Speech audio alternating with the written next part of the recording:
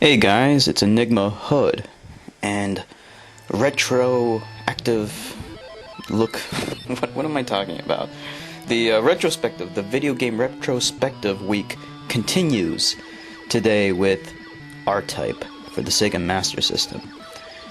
Now, I never owned this game, but my neighbor did, and my first experience with it was I was outside. I got locked out of the house somehow. And I was just a little kid, so I began to panic, and I was like screaming and panicking, and nobody in the house heard me. But my neighbor heard me. He was just 1 year older than me, or 1 or 2 years older than me. And he saw that I was like, basically flipping out because I locked myself out of the house. And he invited me inside his house to, play video games. And he did not have a Nintendo Entertainment System. He had the Sega Master System. Now, at the time that this happened, the Genesis had already come out, but I guess it didn't reach the height of its popularity yet because Sonic the Hedgehog didn't come out yet. That's when Sega really took off. But he did have the Sega Master System, and one of the games he had, probably the only good game he had for the Sega Master System, was R-Type, this game. And it's based off of an arcade game, but actually this is a pretty good version of it considering the time it came out and stuff like that. And as you can see, it's a horizontal shooter. You just shoot everything in sight, and typical of most shooters, or as they call them, shoot-em-ups or shum-ups, that's the slang term for these kinds of games, shum-ups. One hit will kill you.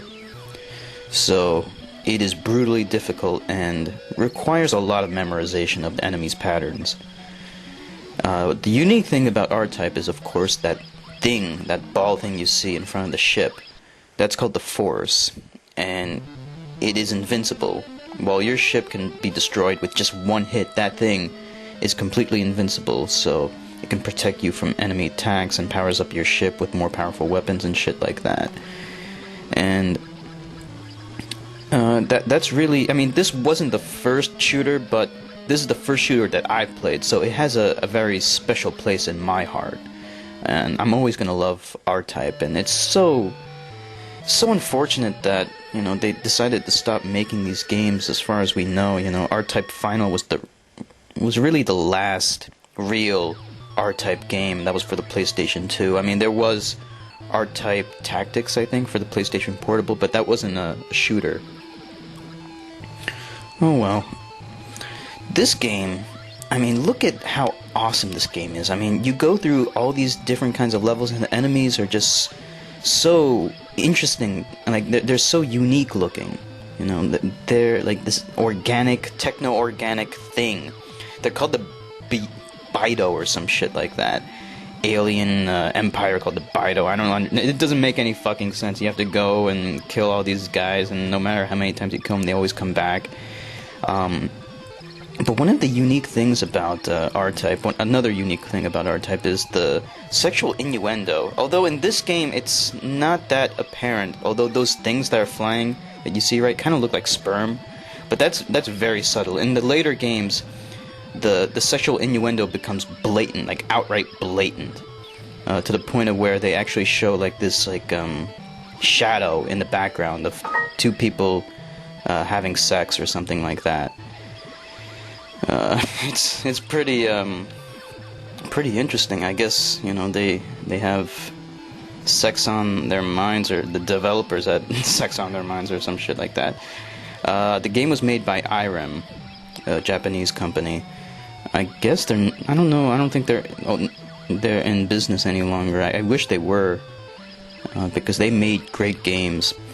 R-Type 1 is, I don't know if it's my favorite. There was R-Type 2, which was pretty good. It improved the graphics in some ways.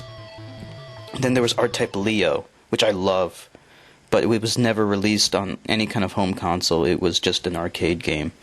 But you can get that from an emulator, so it's pretty awesome. This boss is just like, a snake that was just crawling through the whole level the entire time.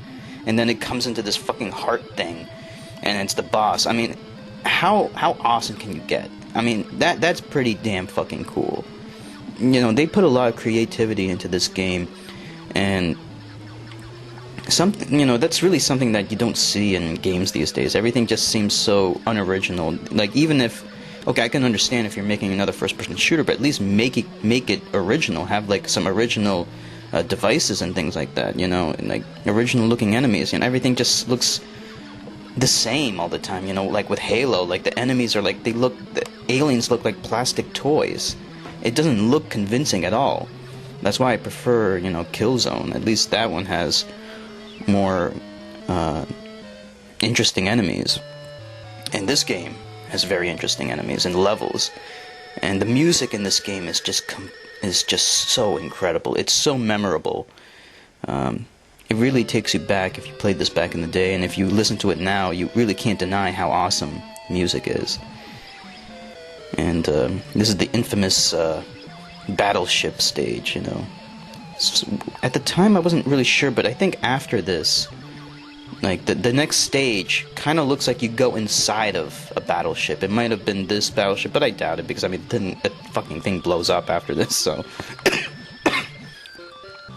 and yeah, the arcade version looks slightly better, but not by a tremendous amount. But it does look better, and it's probably the superior version, so if you were to emulate this, you know, get the arcade version. Also, that one has, you know, infinite continues, but it's still hard as hell. And to be honest, I never actually beat this.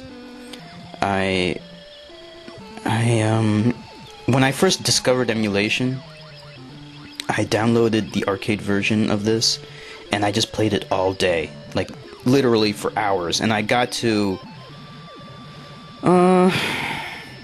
where did I get? I got pretty far. I can't remember exactly how far I got, but eventually I just gave up, because it's one of those games where even if you die and even if you have infinite continues, you're probably better off starting all over again, because you lose your force and you have to power it up all over again, and sometimes you can't power it up enough in order for it to be really as effective as you want it to be.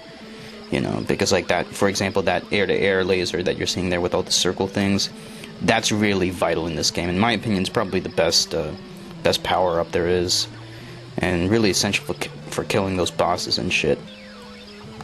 When I was playing over at my neighbor's house, we never got very far. We got past this level, then I think we got past the next level, and maybe a level after that, but that's about it. You know, beating these kinds of games, though, really isn't all that, like, there's not much reward other than the satisfaction of beating it, because the ending is so disappointing. It just says congratulations, blah blah blah, and then you see a bunch of other ships, like your ship, except with a different colored cockpit window, I guess. This is an interesting stage. I mean, look at those things just like dragging all that ball shit. You know, I'm like, it does all this stuff. You don't even know how to describe it, like ball shit. Like, if this was like a real alien, like, thing going on here, like in real life, like what exactly would those ball things be? I guess like mines or something like that. I don't know. But it makes for one hell of a cool game, though, and really challenging. I mean, everything's going all over the place. Memorization is absolutely vital here. You can't do this game unless you memorize it, or unless you have unless you have your ship powered up all the way, and then you can kind of just like blast your way through everything like this guy's doing. He's doing very well, and he does not die once in this. But very rarely will anyone do as good as this guy's doing. Is there anything else I really want to say about this game? Not really. In terms of shooters, you know, you won't find any more R-Type, but there are still shum-ups that are being released. There's a cool shum-up for the PlayStation 3 that I like, called Soldner or some shit like that. I can't even pronounce it correctly. It's it's a shum up, and I don't think it's not as good as R-Type, but the graphics are really incredible. It uses a combination of 2D and 3D graphics. The backgrounds are in like 2D, like very, very high-res 2D, and then everything in the foreground is in high-quality 3D graphics, and it works really well. So, check that game out if you like shum-ups. And so, that's about it. I hope you enjoyed that. Enigma Hood signing off.